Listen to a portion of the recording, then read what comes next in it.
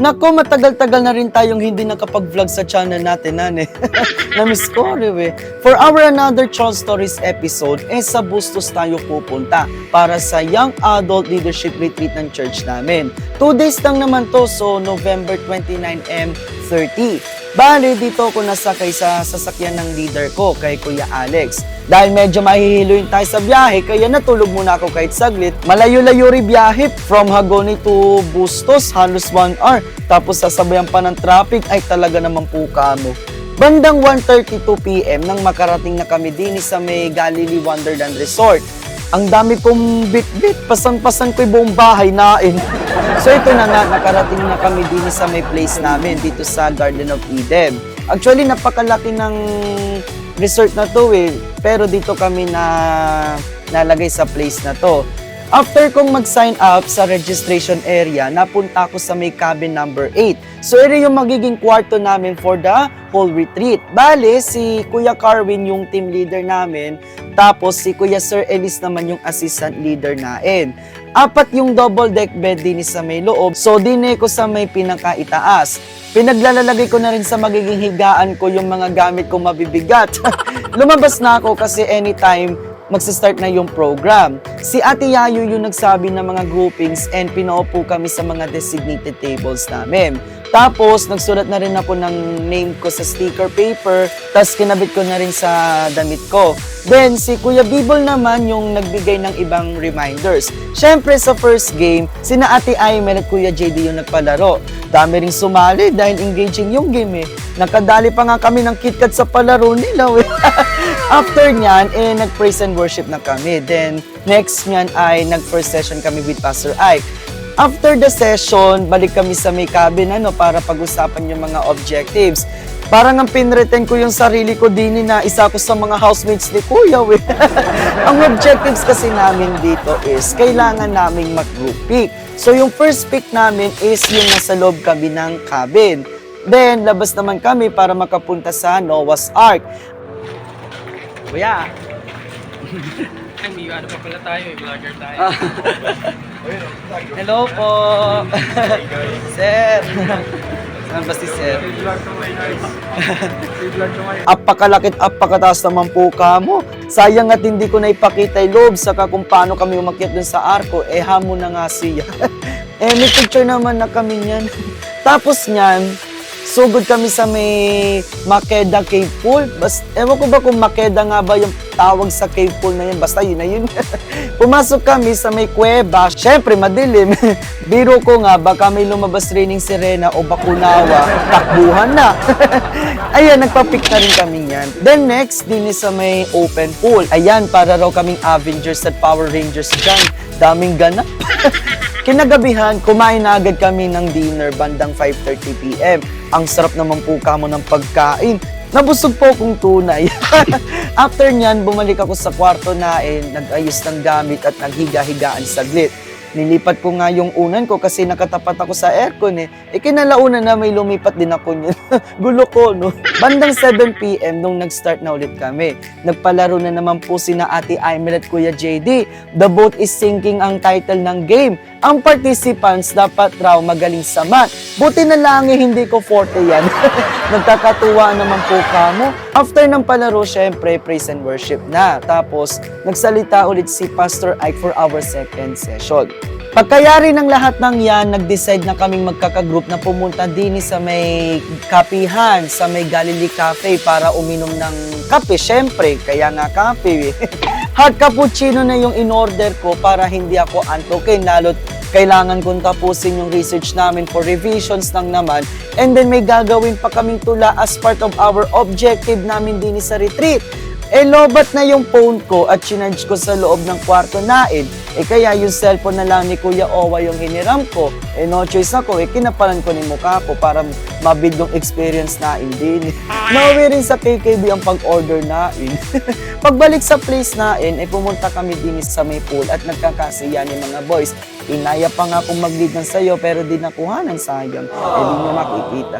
Pagkayari kong sumakay sa trip nila, inayos ko yung mga gamit ko sa higaan. Tapos, pumasok din ako din sa may CR para ayusin ang sarili ko. Then later later on, lumabas ako kasi most of my kasamahan sa group, asa labas din. So, gumuna ako. Tinake out ko na nga rin pala yung kape ko kasi kumain din ako ng nachos and fries sa cafe earlier. Ayan, kantahan kami. Si Kuya Emma ng gitarista nain. Vocalist naman na rin si Kuya Carwit. Di ko na nga siya binidyon at nakahupad. Baka i-violate yung YouTube ang vlog natin. Naggitara rin si Kuya Win dyan pero hindi ko na nakuhanan at nagkakantahan nga kami. Pumasok na rin ako afterwards at doon ko na tinuloy yung paggawa ko ng research. Maghahating gabi na, research pa rin yung ginagawa.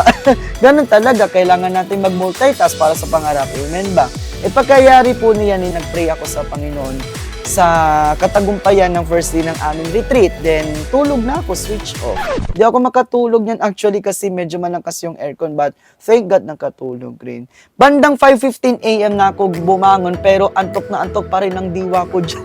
5:30 kasi yung time namin para sa devotion. Tapos, bandang 6 AM, nagpunta na kami din sa may Wailing Wall para doon mag-pray and mag-worship.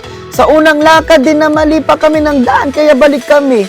Then, tumawid kami sa may kabilang place hanggang sa makarating na kami din sa may worship center. Dito po kami ngayon.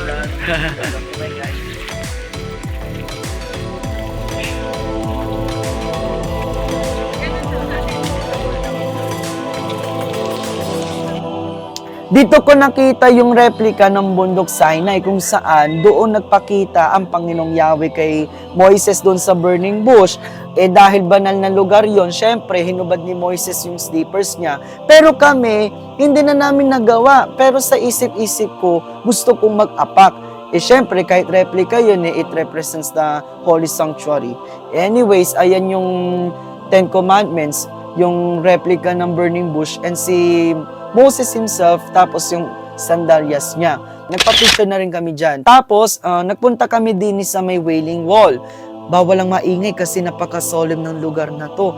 At talagang mararamdaman mo yung presence niya. Ay nakakakilabot as in, nakakakabog ng dibdib.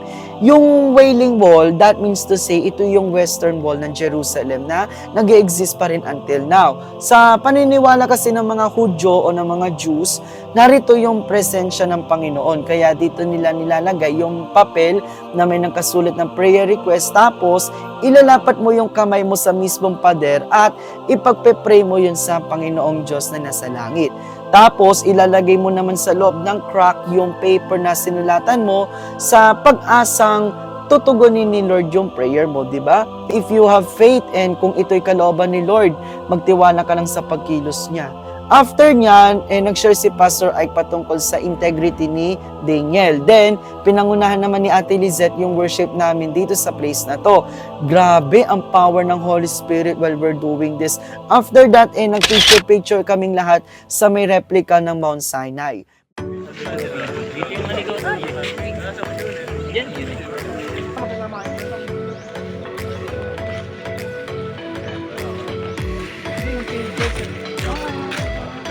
Bumalik na kami sa place namin and nag-take na rin ng breakfast. Top silog ang menu ngayon. Naligo pa ako after nyan pero chinange ko yung cellphone ko dyan kaya di na nakuhanan. Several minutes later, nagpasiklaba na yung 13 groups para i-present yung kanilang poem. Pagkagagaling naman po kamo nila. May pa-step-step pa iba riyan pero syempre, hindi kami magpapahuli sa tulang ginawa nain.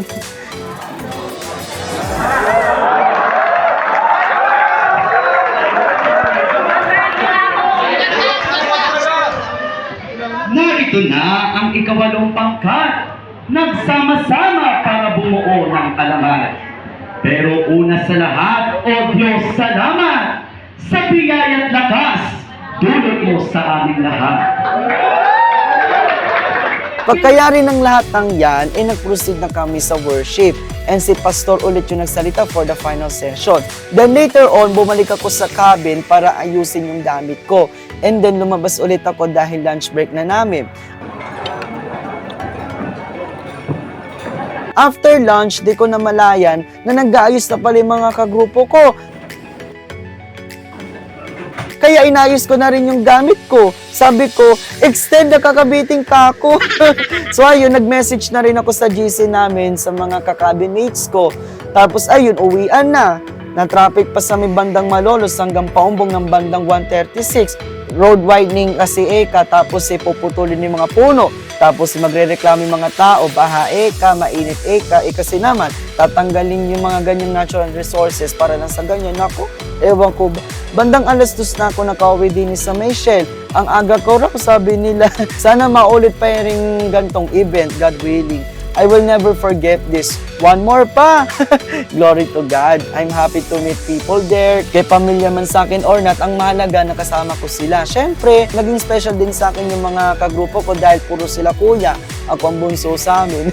Salamat po sa inyong lahat. And that's our Chon Stories for today. Hopefully ay na-encourage ko po kayo sa vlog natin. Until next kwentuhan everyone, ingats and God bless.